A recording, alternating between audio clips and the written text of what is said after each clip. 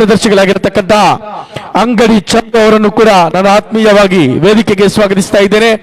ರಾಜ್ಯ ಕಾರ್ಯದರ್ಶಿಗಳಾದಂತ ಅಫ್ಸರ್ ಕೆಆರ್ ನಗರ್ ಅವರನ್ನು ಕೂಡ ನಾನು ಆತ್ಮೀಯವಾಗಿ ವೇದಿಕೆಗೆ ಆಹ್ವಾನಿಸ್ತಾ ಇದ್ದೇನೆ. ರಾಜ್ಯ ಸಮಿತಿ ಸದಸ್ಯರುಗಳಾಗಿರತಕ್ಕಂತಹ ಜನಾಬ್ ರಹೀಂ ಪಟೇಲ್, ಅತಾವುಲ್ಲಾ ಜೋಕಟ್ಟೆ ತಮ್ಮನ್ನು ಕೂಡ ನಾನು ವೇದಿಕೆಗೆ ಆಹ್ವಾನಿಸ್ತಾ ಇದ್ದೇನೆ. ಶಾಹಿದ್ ಅಲಿ,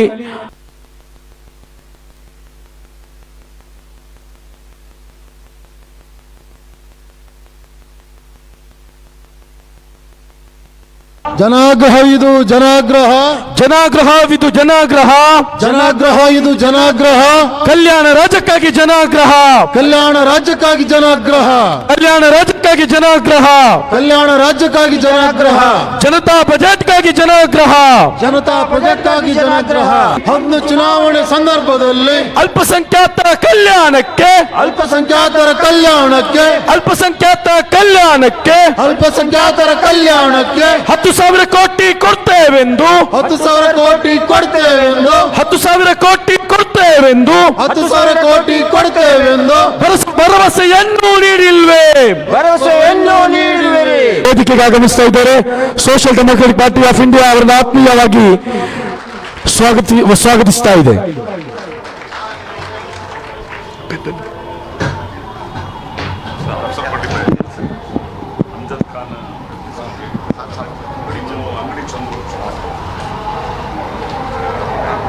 ರಾಜ್ಯಕ್ಕಾಗಿ ಜನತಾ ಬಜೆಟ್ ಕರ್ನಾಟಕ ರಾಜ್ಯದ 7 ಕೋಟಿ ಜನರ ಪರವಾಗಿ ಜನತಾ ಬಜೆಟ್ ಅನ್ನು ಮಂಡಿಸಬೇಕು ಅಂತೇಳಿ ಒಂದು ಜನಾಗ್ರಹ ಸಭೆಯ ವೇದಿಕೆಗೆ ಮಾನ್ಯ ಮುಖ್ಯಮಂತ್ರಿಗಳ ಪ್ರತಿನಿಧಿಯಾಗಿ ಕರ್ನಾಟಕ ರಾಜ್ಯದ ಮಾನ್ಯ ವಸತಿ, ಅಲ್ಪಸಂಖ್ಯಾತ ಮತ್ತು ವಕ್ಫ್ ಖಾತೆಯ ಸಚಿವರಾದಂತಹ ಜನಾಬ್ ಜಮೀರ್ ಅಹಮದ್ ಖಾನ್ ರವರು ಮುಖ್ಯಮಂತ್ರಿಗಳ ಪ್ರತಿನಿಧಿಯಾಗಿ ಆಗಮಿಸಿದ್ದಾರೆ.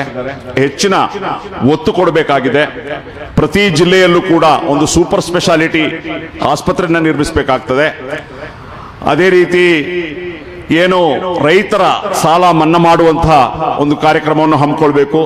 60 ವರ್ಷಕ್ಕಿಂತ ಹೆಚ್ಚಿರುವಂತಹ ರೈತರಿಗೆ 3,000 ರೂಪಾಯಿ ಪ್ರತಿ ತಿಂಗಳು ಪಿಂಚಣಿಯನ್ನು ಕೊಡಬೇಕು. ಅದೇ ರೀತಿ ಅಲ್ಪಸಂಖ್ಯಾತ ಸಮುದಾಯ ಅತ್ಯಂತ ಹಿಂದುಳಿದ ಸಮುದಾಯ ಆಗಿರ್ತದೆ. ಸಚಾರ್ ವರದಿ ಪ್ರಕಾರ ದಲಿತರಿಗಿಂತಲೂ ಅತಿ ಹಿಂದುಳಿದಂತಹ ಒಂದು ವರ್ಗವಾಗಿರ್ತದೆ ಅಲ್ಪಸಂಖ್ಯಾತ ವರ್ಗ. ಸುಮಾರು 1 ಕೋಟಿಯಷ್ಟಿರುವ ಈ ಅಲ್ಪಸಂಖ್ಯಾತ ವರ್ಗಕ್ಕೆ 10,000 ಕೋಟಿಯ ಬಡ್ಜೆಟ್ ಅನ್ನು ಅಲೋಕೇಶನ್ ಮಾಡಬೇಕು. ಅಲ್ಪಸಂಖ್ಯಾತ ವಿದ್ಯಾರ್ಥಿಗಳ ಶಿಕ್ಷಣಕ್ಕಾಗಿ ಹೆಚ್ಚಿನ ಮಹತ್ವವನ್ನು ಕೊಡಬೇಕು.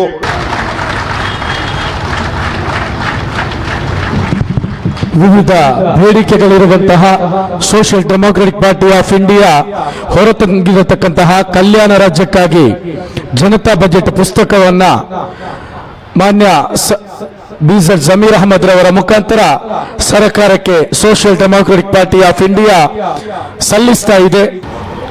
ಎಲ್ಲರಿಗೂ ನಮಸ್ಕಾರಗಳು. ಅಸ್ಸಲಾಮು ಅಲೈಕುಂ ರಹಮತುಲ್ಲಾಹಿ ಬರ್ಕಾತು.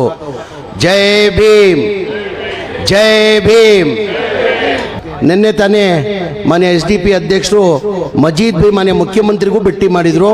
ಮುಖ್ಯಮಂತ್ರಿಗೆ ಭೇಟಿ ಮಾಡಿ ನನಗೂ ಬಂದು ಭೇಟಿ ಮಾಡಿ 1 ಗಂಟೆನ ಚರ್ಚೆ ಮಾಡಿದ್ದಾರೆ. ಇವತ್ತೇನು ಪ್ರಪೋಸಲನ್ನು ಬಜೆಟ್ ಏನು ಬರ್ತಾ ಇದೆ ಆ ಬಜೆಟ್ ಪ್ರಪೋಸಲನ್ನು ತಮ್ಮ ಕಡೆಯಿಂದ ಬಡವ್ರಿಗೆ ಒಳ್ಳೇದಾಗಲಿ, ರೈತರಿಗೆ ಒಳ್ಳೇದಾಗಲಿ ಅಂತ ಹಿನ್ನೆಲೆಯಲ್ಲಿ ಮನವಿಯನ್ನು ಮಾನ್ಯ ಮುಖ್ಯಮಂತ್ರಿಗೂ ಕೊಟ್ಟಿದ್ದಾರೆ. ನನಗೂ 1-1.5 ಗಂಟೆ ಕೂತ್ಕೊಂಡು ನಿನ್ನೆ ನಾವು ಚರ್ಚೆಯನ್ನು ಮಾಡಿದ್ದೀನಿ. ಇವತ್ತು ತಾವು ಮೆಮೊರಂಡಮನ್ನು ನಾನು ಕೊಟ್ಟಿದ್ದೀರಾ. ಇಲ್ಲಿಂದ ನಾನು ಮಾನ್ಯ ಮುಖ್ಯಮಂತ್ರಿಗಳು ತಾನು ಹೋಗ್ತಾ ಇದ್ದೀನಿ. ಮಾನ್ಯ ಮುಖ್ಯಮಂತ್ರಿಗಳು ತಾವು ಏನು ಮೆಮೊರಂಡಮ್ ಕೊಟ್ಟಿದೆಯಾ ಆ ಮುಖ್ಯಮಂತ್ರಿಗಳಿಗೆ ನಾನು ಕೊಟ್ಟು ಅವ್ರಿಗೆ ಕನ್ವಿನ್ಸ್ ಮಾಡೋಕ್ಕೆ ನಾನು ಪ್ರಯತ್ನ ಮಾಡ್ತೀನಿ. ಮಾನ್ಯ ಮುಖ್ಯಮಂತ್ರಿ ಗಮನದಲ್ಲಿದೆ. ಏನಕ್ಕೆ ನಮ್ಮ ಪಾಪ್ಯುಲೇಷನ್ ಪ್ರಕಾರ ನಮ್ಮ ಬಜೆಟ್ ಕೊಡ್ಬೇಕು. ತಾವು ನೋಡಿದೆ, ನಾನು ನಿನ್ನೆ ಸೋಷಿಯಲ್ ಮೀಡಿಯಾದಲ್ಲೆಲ್ಲರೂ ತಾವು ಮಾತಾಡುವಾಗ 3,70,000 ಕೋಟಿ ನೀವು ಬಜೆಟ್ ಕೊಡ್ತಿದ್ದೀರಾ, ನಮ್ಮ ಪಾಪ್ಯುಲೇಷನ್ ಪ್ರಕಾರ ನಮ್ಗೆ ಕೊಡಿ ಅಂತ ತಾವು ಹೇಳ್ತಾ ಇದ್ದೀರಾ. ಮಾನ್ಯ ಮುಖ್ಯಮಂತ್ರಿನೂ ಭಾಳ ಸತಿ ಹೇಳಿದ್ದಾರೆ, ನಾನೇನು ಮುಸ್ಲಿಂ ಸಮಾಜಕ್ಕೆ, ಅಲ್ಪಸಂಖ್ಯಾತರಿಗೆ ನಾನೇನು ಮೆಹರ್ಬಾನಿ ಮಾಡ್ತಾ ಇಲ್ಲ. ನಿಮ್ಮ ಪಾಪ್ಯುಲೇಷನ್ ತಕ್ಕಂಗೆ ಕರೆಕ್ಟಾಗಿ ಪಾಪ್ಯುಲೇಷನ್ ನಾವು 3,00,000 ಕೋಟಿ ನಾವು ಬಜೆಟ್ ಕೊಡ್ತೀವಿ. ನೀವು 14% ಪಾಪ್ಯುಲೇಷನ್ ಇದೆ, ಆ ತಕ್ಕಂಗೆ ನಾವು ಕೊಟ್ಟರೆ 34,000 ಕೋಟಿ ಕೊಡಬೇಕಾಗ್ತದೆ. ನಿಮ್ಗೆ ಅನ್ಯಾಯ ಆಗಿದೆ ಅಂತ ಮಾನ್ಯ ಮುಖ್ಯಮಂತ್ರಿಗಳು ಹೇಳಿರೋದು ತಮಗೆಲ್ಲ ಗೊತ್ತಿರೋದು ವಿಚಾರ. ಅದೇನಾರು ಇಲ್ಲಿ ಈ ವರ್ಷ ನಾವು ಕನಿಷ್ಠ 5,000 to 6,000 ಕೋಟಿ ತಗೊಳ್ಳೋಕ್ಕೆ ನಾವು ಪ್ರಯತ್ನ ಮಾಡ್ತೀವಿ ಅಂತ ಹೇಳಿ ತಾವೇನು ಮನವಿ ಕೊಟ್ಟಿದ್ದೀರಾ ಆ ಮನವಿಯನ್ನು ಮುಖ್ಯಮಂತ್ರಿಗೆ ಸಲ್ಲಿಸಿ ನೀವು ಹೇಳಿ ಡಿಮ್ಯಾಂಡ್ಗಳೆಲ್ಲ ಫುಲ್ಫಿಲ್ ಮಾಡೋಕ್ಕೆ ನಾನು ಪ್ರಯತ್ನ ಮಾಡ್ತೀನಿ. ಅಲ್ಪಸಂಖ್ಯಾತರ ಕಲ್ಯಾಣ ಇಲಾಖೆ 3059.84 ಕೋಟಿ ಬಿಡುಗಡೆ ಆಗಿದೆ. ಅದರಲ್ಲಿ 2079-75 ಕೋಟಿ ಬಾಕಿ ಇದೆ. 980-90 ಕೋಟಿ ಬಿಡುಗಡೆಯಾಗಿರೋ ಅನುದಾನದಲ್ಲಿ 1835.73 ಖರ್ಚು ಮಾಡಿರುವ ಇಲಾಖೆಯು 2244.2 ವೆಚ್ಚ ಮಾಡದೆ ಬಾಕಿ ಉಳಿಸ್ಕೊಂಡಿದೆ. गंवा दी हमने जो असलाफ से मीरास पाई थी, गंवा दी हमने जो असलाफ से मीरास पाई थी, सुरैया से जमीन पर आसमां ने हमको दे मारा। खुदा ने आज तक उस कौम की हालत नहीं बदली, खुदा ने आज तक उस कौम की हालत नहीं बदली जिन्हें न हो एहसास के अपने हालत की बदलने का। नफरत से जल रहा है भारत का करिया कूचा, इस आग को बुझाना कोशिश रहे हमारा। एचडीपीएस जिंदाबाद, ये हमारी मकसद है जो मैं इस गजल के जरिए आप तक पहुंचा रहा हूं।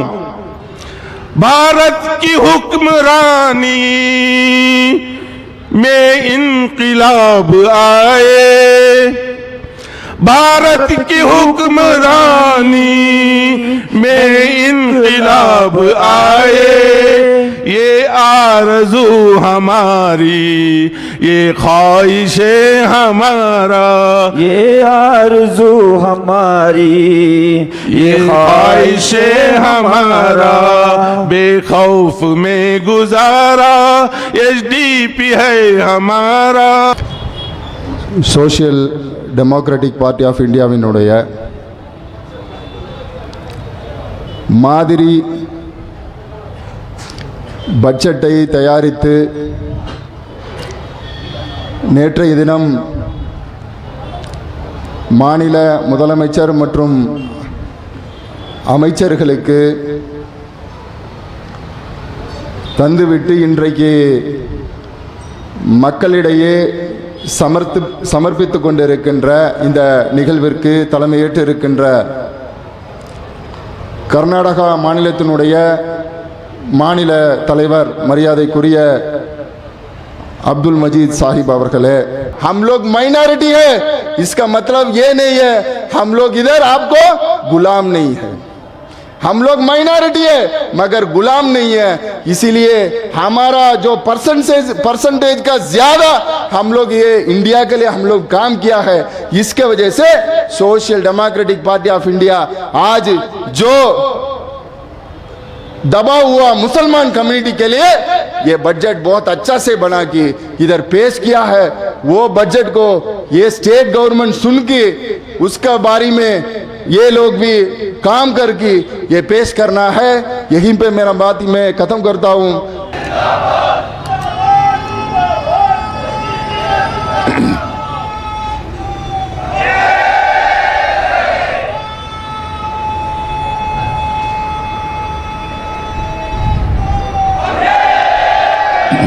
ಸನ್ಮಾನ್ಯ ಸಿದ್ದರಾಮಯ್ಯನವರೇ, ಮಲ್ಲಿಕಾರ್ಜುನ ಖರ್ಗೆ ಅವರೇ, ಕರ್ನಾಟಕ ರಾಜ್ಯದಲ್ಲಿ ಎಲ್ಲೇ ಕೋಮು ಗಲಭೆಗಳಾದ್ರೂ ಕೂಡ ನಾವು ಅದನ್ನ ಒಂದೇ ಕ್ಷಣದಲ್ಲಿ ಹತ್ತಿಕ್ತೀವಿ ಅಂತ ಹೇಳ್ತಾ ಕೊನೆ ಪಕ್ಷ ಆ ಕೋಮು ಕ್ರಿಮಿಗಳ ಮೇಲೆ ಒಂದೊಂದು FIR ಕೂಡ ಮಾಡೋದಕ್ಕೆ ಸಾಧ್ಯ ಆಗದೆ ಇರುವಂತಹ ಬಹಳ ಧೀಮಂತ ಗೃಹ ಮಂತ್ರಿ ಪರಮೇಶ್ವರ್ ಅವರೇ,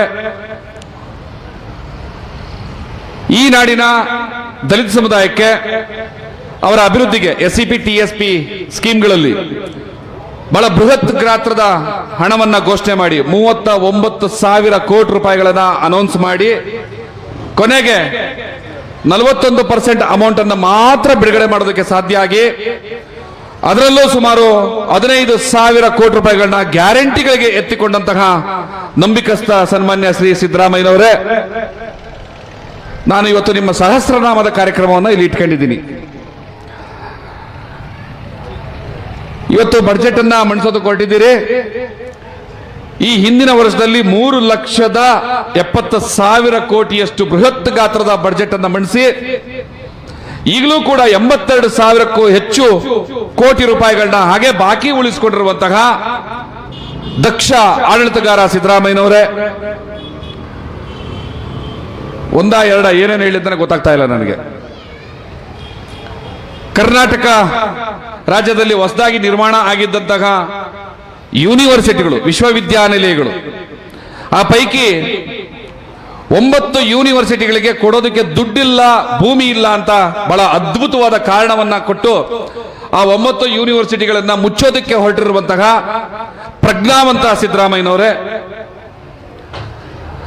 ರಾಜ್ಯದಾದ್ಯಂತ, ಕರ್ನಾಟಕ ರಾಜ್ಯದಾದ್ಯಂತ ರಾಮ ಮಂದಿರಗಳ ಪುನರುಜ್ಜೀವನಕ್ಕೆ 100 ಕೋಟಿ ರೂಪಾಯಿ, ಅಯೋಧ್ಯೆಯಲ್ಲಿ ಕರ್ನಾಟಕದಿಂದ ಹೋಗಿ ಬರುವಂತಹ ಭಕ್ತಾದಿಗಳಿಗೆ ತಂಗೋದಕ್ಕೆ ಅಲ್ಲಿ ವಸತಿ ನಿಲಯ ಕಟ್ಟೋದಕ್ಕೆ 100 ಕೋಟಿ ರೂಪಾಯಿ, ಒಟ್ಟು 200 ಕೋಟಿ ರೂಪಾಯಿಗಳನ್ನ ಬಹಳ ಉದಾರವಾಗಿ ಒಬ್ಬ ಧಾರ್ಮಿಕ ನಿಷ್ಠೆಯ ವ್ಯಕ್ತಿಯಾಗಿ ಕೊಟ್ಟು ನಮ್ಮ ಕರ್ನಾಟಕ ರಾಜ್ಯದ ಶಾಲಾ ಮಕ್ಕಳಿಗೆ ಶೂ, ಯೂನಿಫಾರ್ಮ್, ಪುಸ್ತಕ, ಸೈಕಲ್ ವಿತರಣೆ ಮಾಡೋದಕ್ಕೂ ಕೂಡ ಕಾಸಿಲ್ಲ ಅಂತ ಕೈ ಕಟ್ಕೊಂಡು ಕೂತಿರುವಂತಹ ಸಿದ್ದರಾಮಯ್ಯನವರೇ.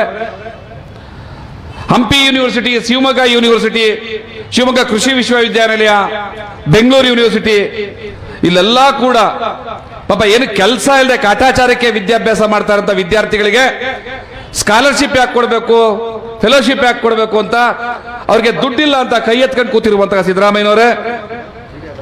ದಲಿತ ಸಮುದಾಯದ ಮಕ್ಕಳು ವಿದೇಶಗಳಿಗೆ ಹೋಗಿ ವ್ಯಾಸಂಗ ಮಾಡಿದ್ರೆ it's A waste of money ಅಂತ ಹೇಳುವಂತಹ ಅಧಿಕಾರಿಗಳನ್ನ ಇಟ್ಕೊಂಡು ಪ್ರಬುದ್ಧ ಸ್ಕೀಮ್ ಅನ್ನ ಕ್ಯಾನ್ಸಲ್ ಮಾಡಿದಂತಹ ಗೌರವಾನ್ವಿತ ಸಿದ್ದರಾಮಯ್ಯನವರೇ. ರಾಜ್ಯ ನನ್ನನ್ನ ದಲಿತರ ಭಾಗ್ಯ ವಿಧಾತ ಅಂತ ಕರಿತಾ ಇದೆ, ಮುಸಲ್ಮಾನರ ಬಂಧು ಅಂತ ಕರಿತಾ ಇದೆ. ಆ ಪದವನ್ನ ಕೇಳಿಸ್ಕೊಳ್ಳೋದಕ್ಕಾದ್ರೂ ನನ್ನ ಒಳಗಡೆ ಒಬ್ಬ ಮನುಷ್ಯ ಬದುಕಿರ್ಬೇಕಲ್ವಾ? 23% ಇರುವಂತಹ ದಲಿತರಿಗೆ ನೀವು 39,000 ಕೋಟಿಯನ್ನು ಅನೌನ್ಸ್ ಮಾಡಲೇಬೇಕು, ಮಾಡಿದ್ದೀರಿ. ಆದ್ರೆ 17% ಇರುವಂತಹ ಮುಸಲ್ಮಾನರಿಗೆ ನಾನು 3%, 1%, 3,000 ಕೋಟಿ ಅದನ್ನು ಕೊಡಲ್ಲ ಅಂದ್ರೆ ಈ ಒಂದು ವ್ಯತ್ಯಾಸವನ್ನ ಜಾತಿ ಮತ್ತು ಜನಾಂಗಕ್ಕೆ ಅನುಸಾರವಾಗಿ ಮಾಡುವಂತ ಈ ವ್ಯತ್ಯಾಸ ಇದೆಯಲ್ಲ, ದಲಿತರಿಗೆ 39,000 ಕೋಟಿ, ಮುಸಲ್ಮಾನರಿಗೆ 3,000 ಕೋಟಿನೂ ಕೊಡಲ್ಲ ಅಂದ್ರೆ ಇದು ಯಾವ ಸಂವಿಧಾನ, ಯಾವ ಸಮಾನತೆ ಇದನ್ನು ಒಪ್ಕೊಳ್ಳುತ್ತೆ? ಇನ್ನೇನು ಕೆಲವೇ ದಿವಸಗಳಲ್ಲಿ ಈ ರಾಜ್ಯದಲ್ಲಿ ಜಿಲ್ಲಾ ಪಂಚಾಯತ್ ಚುನಾವಣೆಗಳು, ತಾಲೂಕ್ ಪಂಚಾಯತಿ ಚುನಾವಣೆಗಳು ಬರ್ತದೆ. ಅಲ್ಲಿ ಬಿಜೆಪಿ ಬರ್ತದೆ, ಕಾಂಗ್ರೆಸ್ ಬರ್ತದೆ ಅನ್ನೋ ಪ್ರಶ್ನೆನೇ ಹುಟ್ಟೋದಿಲ್ಲ. ಯಾಕೆಂದ್ರೆ ಅವ್ರೇನ್ ಬಂದು ಸರ್ಕಾರ ಆಡಳಿತ ಮಾಡಲ್ಲ, ಸ್ಥಳೀಯವಾದಂತ ಆಡಳಿತ ಅದು. ಆ ಮೂಲಕವಾದರೂ ಜನರ ಪರವಾಗಿ ಧ್ವನಿಯನ್ನ ತೆಗೆಯೋದಕ್ಕೆ ಅವಕಾಶವನ್ನ ಸೋಷಿಯಲ್ ಡೆಮೊಕ್ರೆಟಿಕ್ ಪಾರ್ಟಿ ಆಫ್ ಇಂಡಿಯಾದ ಅಭ್ಯರ್ಥಿಗಳಿಗೆ ನೀವು ಮಾಡಿಕೊಡದೆ ಹೋದ್ರೆ ಮತ್ತೆ ಆಗಾಗ ಬಂದು ನಾವು ಫ್ರೀಡಂ ಪಾರ್ಕ್ ಬೀದಿನಲ್ಲಿ, ಕಬ್ಬನ್ ಪಾರ್ಕ್ ಬೀದಿನಲ್ಲಿ, ಇಲ್ಲಿ ಮಂಗಳೂರಿನ ಬೀದಿಗಳಲ್ಲಿ, ಮೈಸೂರಿನ ಬೀದಿಗಳಲ್ಲೇ ಕೂತ್ಕೊಂಡು ಪ್ರತಿಭಟನೆ ಮಾಡಬೇಕಾಗ್ತದೆ ಹೊರತು ಜನರ ಹಕ್ಕುಗಳನ್ನು ವಿಧಾನಸೌಧದ ಒಳಗಡೆ ಕೇಳೋದಕ್ಕೆ ನಮ್ಗೆ ಅವಕಾಶ ಮಾಡಿಕೊಡಕ್ಕಾಗಲ್ಲ. ನಾವು ಎಷ್ಟು ಡಿಮ್ಯಾಂಡ್ಗಳನ್ನ ಇಟ್ಟಿದೀವಿ ಸರ್ಕಾರಕ್ಕೆ ಅಂತಂದ್ರೆ, ಕಾರ್ಮಿಕ ಇಲಾಖೆಯ ಏನು ಕಾರ್ಮಿಕರಿದಾರಲ್ಲ, ನೌಕರಿದಾರಲ್ಲ, ದಿನಗೂಲಿ ನೌಕರಿದಾರಲ್ಲ, ಅವರ ಕಲ್ಯಾಣಕ್ಕೂ ಕೂಡ ನೀವು ಏನೆಲ್ಲ ಯೋಜನೆಗಳನ್ನ ತರಬೇಕಾಗ್ತದೆ ಅನ್ನೋದನ್ನ ನಮ್ಮ ಡಿಮ್ಯಾಂಡ್ ಅಲ್ಲಿ ಹೇಳಿದ್ದೀವಿ. ಆಗಲೇ ನಾನು ಹೇಳಿದಾಗೆ ಆರೋಗ್ಯ ಇಲಾಖೆ, ಶಿಕ್ಷಣ ಇಲಾಖೆ, ಸಾರಿಗೆ ಇಲಾಖೆ, ಪ್ರವಾಸೋದ್ಯಮ ಇಲಾಖೆ, ಕೃಷಿ ಇಲಾಖೆ, ತೋಟಗಾರಿಕೆ ಇಲಾಖೆ, ಮೀನುಗಾರಿಕೆ ಇಲಾಖೆ, PWD, ರೆವಿನ್ಯೂ ಡಿಪಾರ್ಟ್ಮೆಂಟ್ ಅಲ್ಲಿ ಆಗ್ಬೇಕಾದ್ರೆ ಸುಧಾರಣೆಗಳೇನು, ಎಲ್ಲ ಡಿಮಾಂಡ್ಗಳನ್ನು ನಾವು ಸರ್ಕಾರಕ್ಕೆ ಮಾಡ್ತಾ ಇದ್ದೀವಿ. ನಾವು ಸರ್ಕಾರದ ಭಾಗವೇ ಆಗಿಲ್ಲ ಇನ್ನ. महीने में कर्नाटका स्टेट से जो बजट आने वाला है उसको देखते हुए आज का प्रोटेस्ट बजट रखा गया है. दीगर जितने पॉलिटिकल अपोजिशन पार्टीज हैं, बजट आने के बाद दूसरे जो ऑर्गेनाइजेशंस हैं, बजट पेश होने के बाद अपनी राय, अपना अपोजिशन और अपनी जो कमेंट्स हैं वो देते हैं. लेकिन as a opposition political party democracy में हमारा मानना यह है, social democratic party of India, कि वो प्रोग्राम होने के बाद, वो बजट पेश होने के बाद खाली नाम के लिए अपोजिशन रहना, चुप ट्वीट डालकर उसके बारे में नेगेटिव कमेंट्स करना, उसके बारे में रोते हुए बैठना, लोगों को बताने के लिए देखो हम अपोजिशन वाले जिंदा है, ये बजट को कंडेम करते ही बोलकर, वो एक नाम के वास्ते social democratic party of India opposition नहीं है। ये डेमोक्रेसी को मानने वाली, डेमोक्रेसी की जो रूह है उसको समझकर बजट पेश होने से पहले ही बजट किस तरह से एक आइडियल पीपल प्रो बजट होना चाहिए, उसके लिए 1 महीने पहले से बजट के बारे में डिस्कशन कर एक पार्टी में ही एक कमेटी बनाकर जो अलग अलग लोग हैं, फार्मर्स हैं, लेबर्स हैं, पिछड़े तबकात हैं, दलित ऑर्गेनाइजेशंस हैं, ओबीसी ऑर्गेनाइजेशंस हैं, मुस्लिम ऑर्गेनाइजेशंस हैं, उन सबको मिलकर और अलग अलग डिस्ट्रिक्ट से वहाँ के लीडर से बात कर हम लोगों ने एक पीपल पर बजट आपके सामने पेश किया है। ಇಲ್ಲಿನ ಪ್ರತಿಯೊಂದು ಸಮುದಾಯದವರು ಕೂಡ ಸಮಾನವಾದಂತಹ ಅವಕಾಶಗಳನ್ನು ಪಡೆಯಬೇಕು. ನಿಮ್ಮನ್ನ ಸತತ ಹಲವು ಕ್ಷೇತ್ರಗಳಲ್ಲಿ ನಿಮ್ಮನ್ನ ಶಾಸಕರಾಗಿ ಮಾಡಿಸಿ ಮತ್ತೆ ಕರ್ನಾಟಕದ ಮುಖ್ಯಮಂತ್ರಿ ಮಾಡಿಸಲಿಕ್ಕೆ ಪಡೆದೊಟ್ಟಂತಹ ಈ ಸಮುದಾಯಗಳೊಂದಿಗೆ ಮುಂದಿನ ಬಜೆಟ್ ನಲ್ಲಿ ನೀವು ಘೋಷಣೆ ಮಾಡುವಾಗ ಆ ಋಣವನ್ನು ನೀವು ತೀರಿಸಬೇಕು ಅಂತ ಹೇಳಿ ಸಿದ್ದರಾಮಯ್ಯರವರಲ್ಲಿ social democratic party of India ಕೇಳಿಕೊಳ್ತಾ ಇದೆ. ಮತ ಕೇಳುವ ಸಂದರ್ಭದಲ್ಲಿ ಅಲ್ಪಸಂಖ್ಯಾತರಿಗೆ, ವಿಶೇಷವಾಗಿ ಮುಸಲ್ಮಾನರಿಗೆ ಸಿದ್ದರಾಮಯ್ಯನವರು ಮನವಿ ಮಾಡಿಕೊಂಡಿದ್ದು, ನಮ್ಮ ಪಕ್ಷವನ್ನು ಮತ್ತೆ ಅಧಿಕಾರಕ್ಕೆ ತನ್ನಿ, ನಾನು ಏನು 2013ರಲ್ಲಿ ಮಾತು ಕೊಟ್ಟಿದ್ದೆ ಅದನ್ನ ಈಡೇರಿಸ್ತೀನಿ, ನಿಮ್ಮ ಕಲ್ಯಾಣಕ್ಕಾಗಿ ಬಜೆಟ್ ಮೊತ್ತವನ್ನು 10,000 ಕೋಟಿಗೆ ಏರಿಸ್ತೀನಿ ಅಂತ. ಈಗಾಗಲೇ ಈ ಸಾಲಿನ 2ನೇ ಬಜೆಟ್ ಮಂಡನೆ ಮಾಡಲಿಕ್ಕೆ ಹೋಗಿದ್ದಾರೆ. ಅದರಲ್ಲೂ ಕೂಡ ಈ ಕೊಟ್ಟಂತಹ ಮಾತನ್ನ ಈಡೇರಿಸುವಂತಹ ಯಾವುದೇ ಲಕ್ಷಣ ಕಾಣ್ತಾ ಇಲ್ಲ. 4 ಲಕ್ಷ ಕೋಟಿಗಿಂತ ಹೆಚ್ಚಾದ ಬಜೆಟ್ ನಮ್ಮದು. ಅದರಲ್ಲಿ ಕೇವಲ 10,000 ಕೋಟಿಯನ್ನು ನಾವು ಕೇಳ್ತಾ ಇದ್ದೇವೆ. ಆದರೆ ವೈಜ್ಞಾನಿಕವಾಗಿ ಲೆಕ್ಕ ಹಾಕಿದ್ರೆ ಸುಮಾರು 38,000ದಿಂದ 40,000 ಕೋಟಿಯವರೆಗೆ ಅಲ್ಪಸಂಖ್ಯಾತರ ಕಲ್ಯಾಣಕ್ಕಾಗಿ ಬಜೆಟ್ ಮೀಸಲಾಗಿಡಬೇಕಾಗ್ತದೆ. ನಮ್ಮ ನಾಡಿನ ಹಿರಿಯ ನಾಯಕರು, ಮುತ್ಸದಿಗಳು, ನುರಿತ ರಾಜಕೀಯ ಪಟು ಆಗಿರುವಂತಹ ಕೇಂದ್ರ ವಿಮಾನಯಾನ ಖಾತೆ ಸಚಿವರಾಗಿ ನಾಡಿಗೆ ಹೆಮ್ಮೆ ತಂದುಕೊಟ್ಟಂತಹ CM ಇಬ್ರಾಹಿಂ ಸಾಹೇಬರು ನಮ್ಮ ಈ ವೇದಿಕೆಗೆ ಆಗಮಿಸಿದ್ದಾರೆ. ಪಕ್ಷದ ಪರವಾಗಿ ಅವರಿಗೆ ನಾನು ಸ್ವಾಗತವನ್ನು ಕೊಡ್ತೇನೆ. ಬಡ್ಜೆಟ್ ಸರ್ಕಾರ ಕೊಡುತ್ತೆ, ಆದರೆ ಒಂದು ವಿರೋಧ ಪಕ್ಷವಾಗಿ, ವಿರೋಧಿ ಪಾರ್ಟಿಯಾಗಿ ಪರಿಹಾರ ಬಡ್ಜೆಟ್ ಹೇಗಿರಬೇಕು ಅಂತೇಳಿ ಕೊಡ್ತಕ್ಕಂಥ ಒಂದು ಸತ್ಸಂಪ್ರದಾಯವನ್ನು ಇನ್ನು SDP ಹಾಕ್ಕೊಂಡು ಬಂದಿದೆಯೋ ಇದರಿಂದ ತೋರಿಸತ್ತೆ ಇವರು ಎಷ್ಟು ಬುದ್ಧಿವಂತರಿದ್ದಾರೆ ಅಂತ. ये जो तुम्हें बजट बोल रहे हैं 10,000 करोड़ का, मैं जब डिप्टी चेयरमैन था प्लानिंग कमीशन का, तनवीर सेठ उस वक्त मिनिस्टर, उसे बोला मेरे बाबा ह्यू प्रोग्राम नहीं तो बजट को पूछने गए तो बजट मिलता नहीं, एक प्लान बना, प्लानिंग प्रोग्राम बना, कैसा करना। मैं बोला पूरे IAS ऑफिसर जितने मुसलमान आते हैं उनकी एक कमेटी बना के बोला मैं तुम्हें प्लानिंग काम शुरू करो। काम कहाँ से शुरू होना, ताल्लुक लेवल बेस, हर ताल्लुक में एक मुस्लिम अंजुमन बनाओ, वो अंजुमन का इलेक्शन में वहाँ के मुसलमाना करना, तुम्हें एक अंजुमन बना डाले, उसमें देवबंद, बरेलवी, आले हदीस, शिया, सुन्नी क्या भी नहीं आता, जनरल एक अंजुमन बनती, वो अंजुमन का एक ऑफिसर वक्फ बोर्ड से गेजेटेड ऑफिसर डालो और वो अंजुमन को साल को 10 करोड़ रुपए ग्रांट दो। वो 10 करोड़ रुपए में उन्होंने पूरा एजुकेशन की पहली क्लास से लेकर 12वीं क्लास तक गांव के बाहर जगह ले लेकर स्कूल बनना, 5 साल के अंदर 50 करोड़ रुपए मिलती हर ताल्लुक को। 10 साल के अंदर वो ताल्लुक में एक भी बच्चा 12वीं क्लास से कम पढ़ा सो एक भी तुमना नहीं मिलता। ये काम तुम्हें करे तो 10 साल के अंदर तुम्हें अच्छी हो सकती। बीजेपी आ जा रहा, मोदी खा जा रहा। मैं उनको बोला जो खौफ नमरूद को नहीं डरी वो बीजेपी उसके बाप को क्या डरेंगी, डरने की जरूरत नहीं। मोदी हमेशा हमारा क्या भी बिगाड़ नहीं सकते। तो आज मैं एसडीपी वालों को मुबारकबाद देता हूं। गवर्नमेंट करती नहीं करती वो बात अलग, लेकिन ये कदम तुम्हें उठाएं।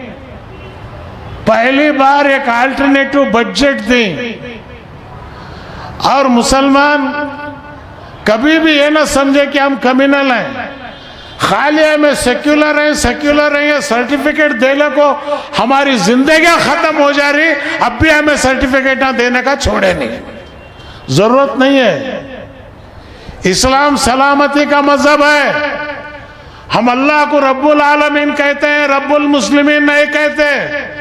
अल्लाह तबारक व तआला बोलता तेरी हर ताकत इंसानियत के वास्ते खर्च कर। तो इसलिए मैं कोशिश करता हूं, मेरी ख्वाहिश यही है कि मेरी कोशिश रहेगी, जद्दोजहद रहेंगी। एसडीपी वालों से मेरी दरख्वास्त है कि आप लीडर आगे बढ़ो, आगे बढ़कर जो है पूरे जमातों को साथ लेने की कोशिश करो। जो रईस संघा वाले हैं, नारायण गौड़ा हैं, इनको सब अगर साथ में लेको एक ताकत वाली जमात बनेंगी तो इंशाअल्लाह मैं समझता हूँ हमें कामयाब होते हैं। एसडीपी में ईमानदार वर्कर हैं, मुझे मालूम है। सिद्धरामैया के इलेक्शन में एक चाय तक नहीं पिए उन्होंने मैसूर में, जब सिद्धरामैया चामंडी से इलेक्शन को खोड़ा था। पूरे एसडीपी के वर्कर्स जो है घर से काफी बना लेकर को जो है उसका कैनवास करके उसे जीते। तो वो एहसास जीतने वाले को होना चाहिए।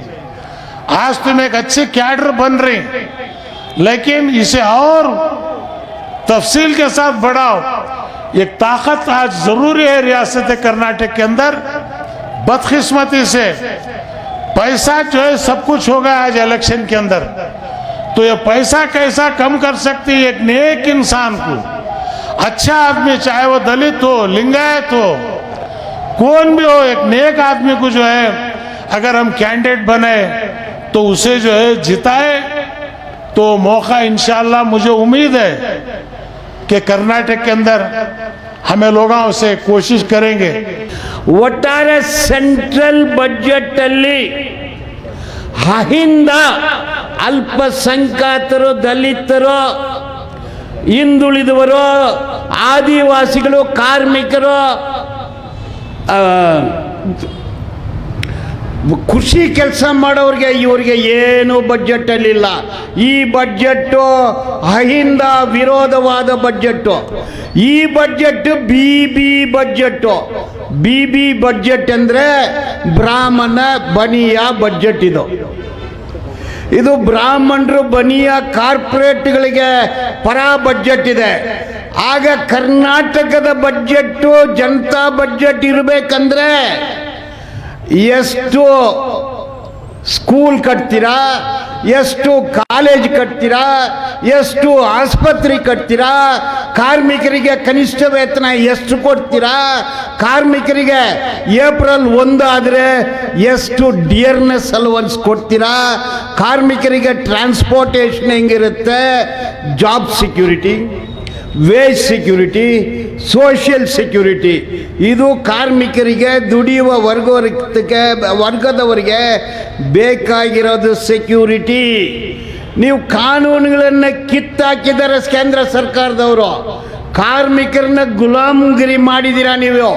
ಬೀಡಿ ಕೆಲಸ ಮಾಡೋರು, ಮನೆ ಕೆಲಸ ಮಾಡೋರು, ಇಡೀ ದೇಶವನ್ನು ಕಟ್ಟೋರು ಕಾರ್ಮಿಕರು. ಈ ಕಾರ್ಮಿಕರಿಗೆ ಕೇಂದ್ರ ಸರ್ಕಾರದ ಬಜೆಟಲ್ಲಿ ಏನೂ ಒದಗಿಸಿಲ್ಲ. ಕರ್ನಾಟಕದ ಸರ್ಕಾರ ನೀವು ಜನಪರ ಸರ್ಕಾರ ಅಂದರೆ ನೀವು ಜಾಬ್ ಸೆಕ್ಯೂರಿಟಿಗೆ ಕಾನೂನು ಮಾಡಿ, ನಿಮ್ಗೆ ಅಧಿಕಾರ ಇದೆ. ಅಪಾಯಿಂಟ್ಮೆಂಟು, ರಿಟೈರ್ಮೆಂಟು ಮಧ್ಯದಲ್ಲಿ ಕೆಲಸದಿಂದ ತೆಗಿಬಾರ್ದಂದು ನೀವು ಕಾನೂನು ಮಾಡಿ. ಸಂಬಳದ ಭದ್ರತೆ ಒಂದು ದಿವಸಕ್ಕೆ 1,000 ರೂಪಾಯಿ ಬೇಕೋ ಕನಿಷ್ಠ. ಕರ್ನಾಟಕ ಸರ್ಕಾರ, ಸಿದ್ದರಾಮಯ್ಯ ಸರ್ಕಾರ, ನೀವು ಏನಾಗಲೂ ಜನಪರ ಸರ್ಕಾರದಾಗಿ ಇದ್ದರೆ ನೀವು ಕನಿಷ್ಠ ವೇತನ ಒಂದು ದಿವಸಕ್ಕೆ 1,000 ರೂಪಾಯಿ ಬಡ್ಜೆಟಲ್ಲಿ ಅನೌನ್ಸ್ ಮಾಡಿ. ಮಿನಿಮಮ್ ವೇಜಸ್ ಆ್ಯಕ್ಟನ್ನು ಬದಲಾವಣೆ ಮಾಡಿ, ಗುತ್ತಿಗೆ ಪದ್ಧತಿಯನ್ನು ರದ್ದು ಮಾಡಿ, ಕಾರ್ಮಿಕರಿಗೆ ಎಲ್ಲ ಸವಲತ್ತು ಕೊಡಿ.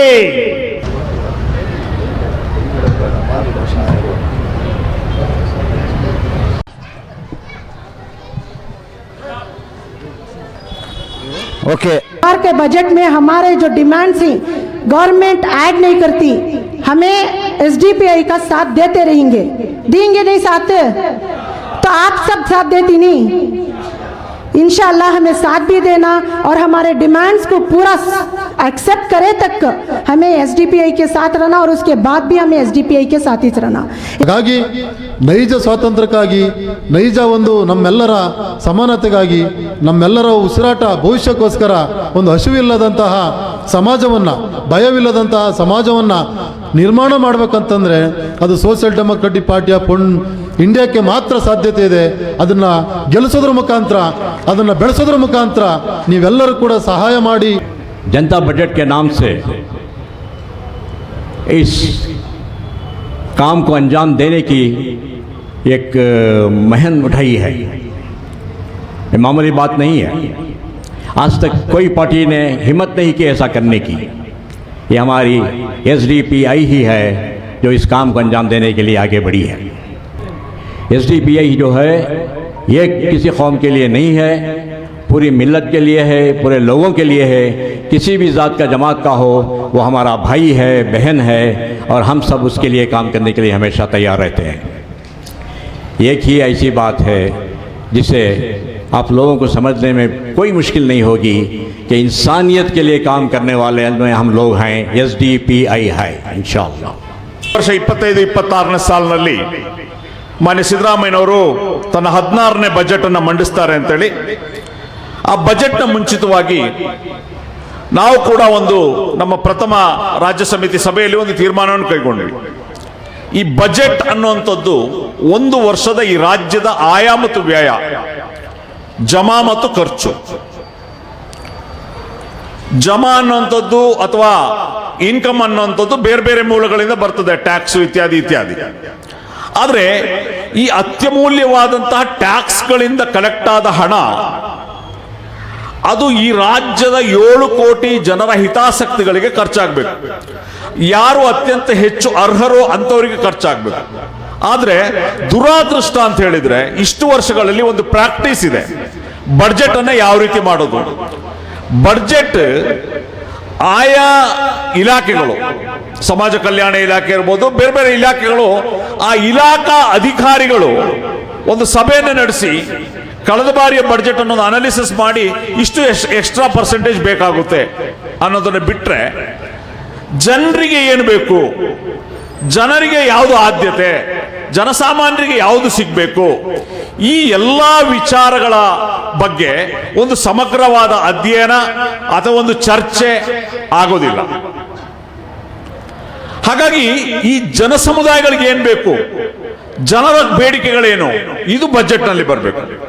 ಆ ಕಾರಣಕ್ಕೆ ಕಳೆದ 1 ತಿಂಗಳಿಂದ social democratic party of India ಜನರ ಜ್ವಲಂತ ಸಮಸ್ಯೆಗಳೇನು, ಜನರಿಗೆ ಏನು ಬೇಕು, ಕಳೆದ ಬಜೆಟ್ನಲ್ಲಿ ಎಷ್ಟು ಹಣ ಮೀಸಲಾಗಿತ್ತು, ಅದು ಎಷ್ಟು ಖರ್ಚಾಗಿದೆ, ಎಷ್ಟು ಪ್ರಯೋಜನ ಆಗಿದೆ, ಇದನ್ನೆಲ್ಲವನ್ನ ಒಳಗೊಂಡು ಒಂದು ಸಮಗ್ರವಾಗಿ ಒಂದು ಮಾಹಿತಿಯನ್ನು ಸಂಗ್ರಹಿಸಿ ಸರ್ಕಾರದ ಮುಂದೆ ಒಂದು ಜನರ ಪರವಾಗಿ ಒಂದು ಬೇಡಿಕೆಯನ್ನು ಇಡುವುದು, ಒಂದು ಜನ ಆಗ್ರಹವನ್ನು ಇಡುವಂಥದ್ದು. ಆ ಆಗ್ರಹವನ್ನು ನಾವು ಸರ್ಕಾರದ ಮುಂದೆ ಮಂಡಿಸ್ತಾ ಇದ್ದೇವೆ. ನಾವು ಇವತ್ತು ಈ ಜನಾಗ್ರಹ ಸಭೆಯ ನಂತರ ಮುಖ್ಯಮಂತ್ರಿಗಳನ್ನ ಭೇಟಿ ಮಾಡಬೇಕು ಅಂತಿದ್ವಿ, ಕೆಲವು ಮಂತ್ರಿಗಳನ್ನ ಭೇಟಿ ಮಾಡಬೇಕು ಅಂತಿದ್ವಿ. ಆದ್ರೆ ನಿನ್ನೆ ನಮಗೆ ಗೊತ್ತಾಯಿತು ಮುಖ್ಯಮಂತ್ರಿಗಳು ಆಲ್ರೆಡಿ ಬಜೆಟ್ ಪೂರ್ವಭಾವಿ ಸಭೆಗಳನ್ನು ನಿರ್ಧಾರ ಮಾಡಿದ್ದಾರೆ. SC/ST ಕಮ್ಯುನಿಟಿಗಳೊಂದಿಗೆ, ಅದೇ ರೀತಿ ಬ್ಯಾಕ್ವರ್ಡ್ ಕಮ್ಯುನಿಟಿಗಳೊಂದಿಗೆ, ಅಲ್ಪಸಂಖ್ಯಾತ ಕಮ್ಯುನಿಟಿಗಳೊಂದಿಗೆ. ಹಾಗಾಗಿ ನಾವು ನಿನ್ನೆ ಬೆಳಿಗ್ಗೆ ಮುಖ್ಯಮಂತ್ರಿ ಬಳಿ ಹೋಗಿ ನಮ್ಮ ಈ ಜನತಾ ಬಜೆಟ್ನ ಏನು ಪರಿಕಲ್ಪನೆ ಇದೆ ಅದನ್ನ ನಾವು ಅವರಿಗೆ ಕೊಟ್ವಿ. ಅದೇ ರೀತಿ ಮಾನ್ಯ ಜಮೀರ್ ಅಹಮದ್ ಖಾನ್ ಅವರ ಕಚೇರಿಗೆ ಹೋಗಿ ಅಲ್ಲಿ ತುಂಬಾ ಹೊತ್ತು ನಾವು ಚರ್ಚೆ ನಡೆಸಿ ಪಾಯಿಂಟ್ ಟು ಪಾಯಿಂಟ್ ಒಂದೊಂದು ಪಾಯಿಂಟ್ನ ಬಗ್ಗೆ ನಾವು ಚರ್ಚೆ ನಡೆಸಿ ಏನಾಗಿದೆ, ಕಳೆದ ವರ್ಷ ಏನಾಗಿದೆ, ಏನು ಕೊರತೆ ಆಗಿದೆ, ಇದನ್ನ ನಾವು ಡಿಸ್ಕಷನ್ ಮಾಡಿದ್ವಿ. ಉದಾಹರಣೆಗೆ ಕಳೆದ ವರ್ಷ ಅಲ್ಪಸಂಖ್ಯಾತರ ಇಲಾಖೆಯಲ್ಲಿ ಸಾರಥಿ ಅನ್ನುವಂಥ ಯೋಜನೆ, ಟ್ಯಾಕ್ಸಿ ಡ್ರೈವರ್ಗೆ ಟ್ಯಾಕ್ಸಿ ಕೊಡ್ತೀವಿ ಅಂತ ದೊಡ್ಡ ಅಡ್ವರ್ಟೈಸ್ಮೆಂಟ್ ಆಯ್ತು. ಲಕ್ಷಾಂತರ ಅಪ್ಲಿಕೇಶನ್ ಬಂತು. ಟ್ಯಾಕ್ಸಿ ಎಷ್ಟು ಕೊಟ್ರಪ್ಪ ಅಂತಂದ್ರೆ ಒಂದು ತಾಲೂಕಲ್ಲಿ 1 ಅಥವಾ 2 ಕೊಟ್ರು. ರೀತಿ 60 ವರ್ಷ ಮೇಲ್ಪಟ್ಟ ರೈತರು, ನಮ್ಗೆ ಅನ್ನದಾತರು, ಅವ್ರು ರಿಟೈರ್ಡ್ ಆಗ್ತಾರೆ, ಅವ್ರಿಗೆ ದುಡಿಯೋಕ್ಕಾಗೋದಿಲ್ಲ. ಆ ಸಂದರ್ಭದಲ್ಲಿ ಪ್ರತಿ ತಿಂಗಳು ಅವರಿಗೆ 3,000 ರೂಪಾಯಿ ಕೊಡಬೇಕು. ಅಂದ್ರೆ ಪ್ರತಿಯೊಂದು ಜನವಿಭಾಗಕ್ಕೂ ಅವರಿಗೆ ಅರ್ಹತೆ ಏನ್ ಬೇಕು ಅನ್ನೋದನ್ನ ಕೊಡಬೇಕು ಅನ್ನುವಂತಹ ಒಂದು ಬೇಡಿಕೆಯನ್ನಾಗಿರ್ತದೆ ಈ ಜನತಾ ಬಜೆಟ್ ಮೂಲಕ ನಾವು ಸರ್ಕಾರಕ್ಕೆ ಕೊಡ್ತಾ ಇರೋದು. ಕಾಂತರಾಜ್ ಆಯೋಗದ ವರದಿಯನ್ನ ಈ ರಾಜ್ಯದಲ್ಲಿ ಜಾರಿ ಮಾಡಲಿಕ್ಕೆ ನಿಮಗೆ ಯಾಕೆ ಕೆಚ್ಚದೆ ಇಲ್ಲ? ನೀವು ಸರ್ಕಾರ ಇಟ್ಕೊಂಡು ಜಾರಿ ಮಾಡೋದು ಗ್ಯಾರಂಟಿ ಯಾಕೆ? ಜಾರಿ ಮಾಡೋದು ಗ್ಯಾರಂಟಿ ಅಂತ ಹೇಳ್ಬೇಡಿ ಮಾನ್ಯ ಮುಖ್ಯಮಂತ್ರಿ ಅವರೇ, ಜಾರಿ ಮಾಡಿ. ಅಲ್ಪಸಂಖ್ಯಾತರಿಗೆ ಯಾವುದೇ ಒಂದು ಯೋಜನೆಯನ್ನ ಘೋಷಣೆ ಮಾಡಿದ ತಕ್ಷಣ ಮಾಧ್ಯಮಗಳು ಅದನ್ನ ಆ ರೀತಿ ಏನೋ ರೀತಿ ಬಿಂಬಿಸುವಂಥದ್ದು, ನೀವು ಅದನ್ನ ವಾಪಸ್ ಹೆದರಿ ಯೂಟರ್ನ್ ಮಾಡುವಂಥದ್ದು. ಈಗ ನೀವು ವಾಗ್ದಾನ ಮಾಡಿದಂಥದ್ದು ಅಲ್ಪಸಂಖ್ಯಾತರಿಗೆ 10,000 ಕೋಟಿ ಕೊಡ್ತೀವಿ ಅಂತ. 10,000 ಕೋಟಿ ಅಂತ ಹೇಳಿದ್ರೆ ಕಳೆದ ಸಾರಿ ನೀವು ಮಂಡನೆ ಮಾಡಿದಂಥ ಬಜೆಟ್ 3,71,000 ಕೋಟಿ. ಅದರಲ್ಲಿ ನೀವು ಕಳೆದ ಸಾರಿ ಕೊಟ್ಟಿರುವಂಥದ್ದು 0.8%, 1% ಕೂಡ ಇಲ್ಲ. ಈ ವಿಭಾಗ ಹಿಂದುಳಿದಿದೆ. ಈ ವಿಭಾಗಗಳು ಸಾಮಾಜಿಕವಾಗಿ, ಶೈಕ್ಷಣಿಕವಾಗಿ, ಆರ್ಥಿಕವಾಗಿ ಹಿಂದುಳಿದು ಈಗ ನಾವು ಕೊಡ್ತೀವಿ, ನೀವು ಯಾರು ಕೇಳಕ್ಕೆ ಅಂತ ಹೇಳ್ಬೇಕು, ಅದು ಕೆಚ್ಚದೆ. ಆರೋಗ್ಯ ಇಲಾಖೆಯಲ್ಲಿ ಏನಾಗ್ತಾ ಇದೆ, ಏನಾಗ್ತಾ ಇಲ್ಲ, ಎಷ್ಟು ಬಜೆಟ್ ಬಂದಿದೆ, ಎಷ್ಟು ಬಜೆಟ್ ಖರ್ಚಾಗ್ತಾ ಇದೆ, ಯೋಜನೆಗಳು ಆಗ್ತಾ ಇದೆ ಅಂತ ಅಲಾಕೇಟ್ ಆದಂತ ಬಡ್ಜೆಟ್ಗಳು ಸರಿಯಾಗಿ ಯೋಜನೆ ರೂಪಿತವಾಗಿ ಅದು ಅನುದಾನ ಬಿಡುಗಡೆ ಆಗಬೇಕು, ಅದು ಖರ್ಚಾಗಬೇಕು, ಅದರ ಪ್ರಯೋಜನ ಜನರಿಗೆ ತಲುಪಬೇಕು. ಭಾರತೀಯರಿಗೆ ಯಾವುದೇ ವಿಚಾರದಲ್ಲಿ ಏನೂ ಕೊರತೆ ಇಲ್ಲ. ಆದರೆ ನಾವಲ್ಲ, ನಮ್ಮ ವ್ಯವಸ್ಥೆ ನಮ್ಮನ್ನ ಕುಂಠಿತವಾಗಿ ಮಾಡಿದೆ.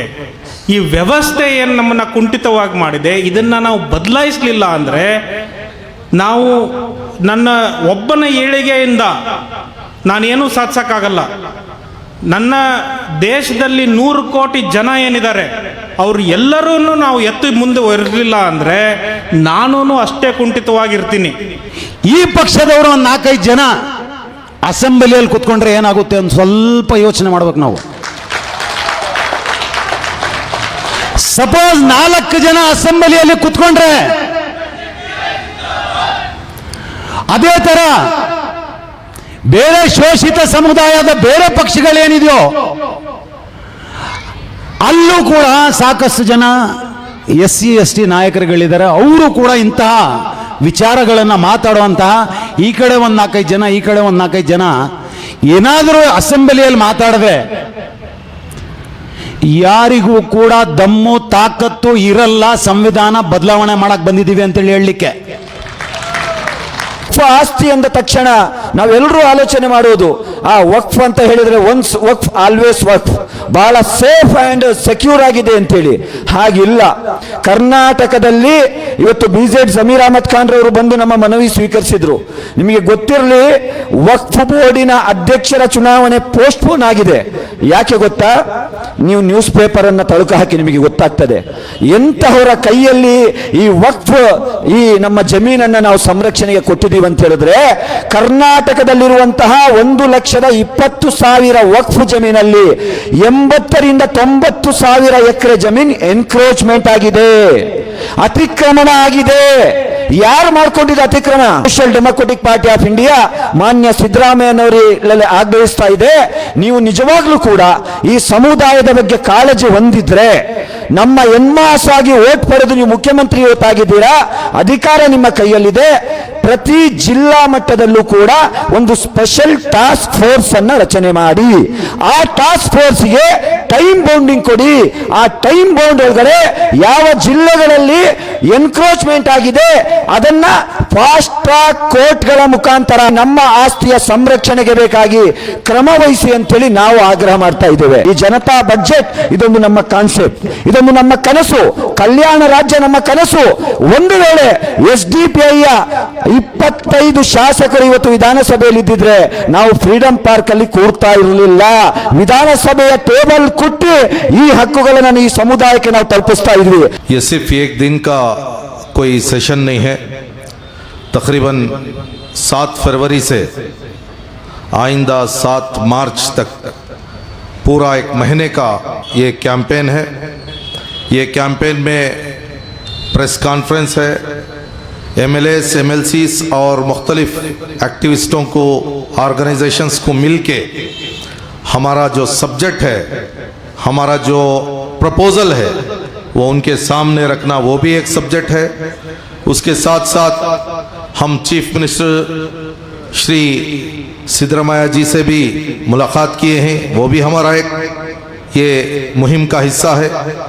उसके साथ साथ मिनिस्टर्स जनाब रहीम खान साहब और इसी तरीके से BZ ज़मीर अहमद खान साहब, ये लोगों को ऑलरेडी हम मिले हैं.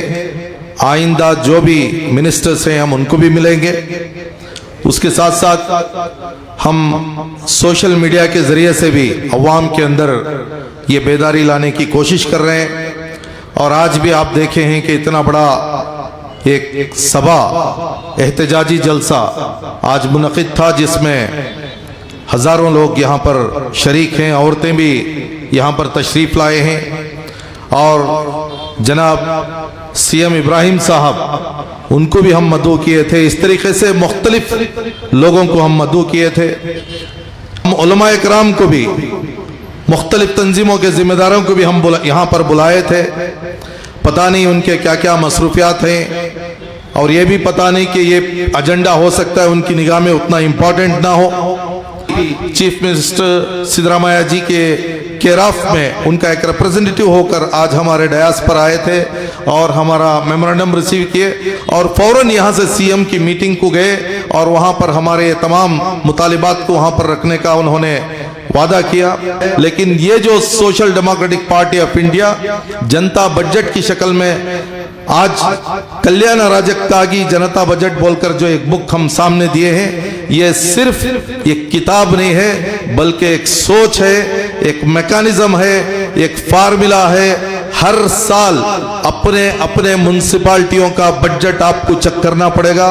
आपके मोहल्ले के और आपके गांव के असेंबलियों का जो बजट है, MLA को कितना बजट आ रहा है, म्युनिसिपालिटियों को कितना बजट आ रहा है, माइनॉरिटी का बजट आपके मोहल्लों में कौन सा आ रहा है, ये तमाम चीजों को कैलकुलेट करने का, उसे सवाल करने का, उसे मीडिया में रेज करने का, उसे डॉक्यूमेंटेशन करने का, उसे PR करने का, अकाउंटेबल करने का एक सलीका social democratic party of India इस मुहिम के जरिए से हमारे कार्यकर्ता को, हमारे कैडर्स को, हमारे लीडर्स को हम सिखाना चाहते हैं.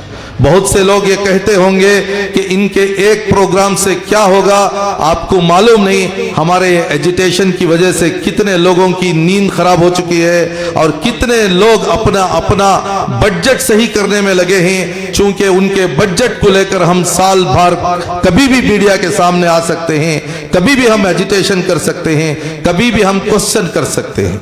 दूसरा सब्जेक्ट ये है कि जो भी बजट सैंक्शन हो जाता है वो बजट सैंक्शन हो जाने के बाद रिलीज सही तरीके से नहीं होता और रिलीज भी अगर हो जाता है तो वो करप्शन में तकरीबन 30-40% चला जाता है. ये तमाम चीजों की तरफ वाचडॉग की तरह लगे रहना, उसे अकाउंटेबल करना हम तमाम की जिम्मेदारी है. अब आपकी जिम्मेदारी है कि अपने अपने डिस्ट्रिक्ट्स में प्रेस कॉन्फ्रेंस करें और ये किताबचा जो मैगजीन हम आपके सामने दिए हैं, जनता बजट का जो बुक हम आपके सामने पेश किए हैं, वो अपने अपने मोहल्ले के काउंसलर्स को, MLAs को और ऑर्गेनाइजेशंस को आप दें ताकि उनको भी उसका एहसास हो कि कहाँ हम भूल चुके हैं कौन सी चीज का हम मुतालिबा करना था। आप ही सोचो, अगर कर्नाटका के उलमा इकराम, हमायदीन, मुस्लिम तंजीमें तमाम मिलकर सही तरीके से मुत्तहिद होकर अगर मुतालिबा करते तो क्या ये मुतालिबा जायज नहीं था?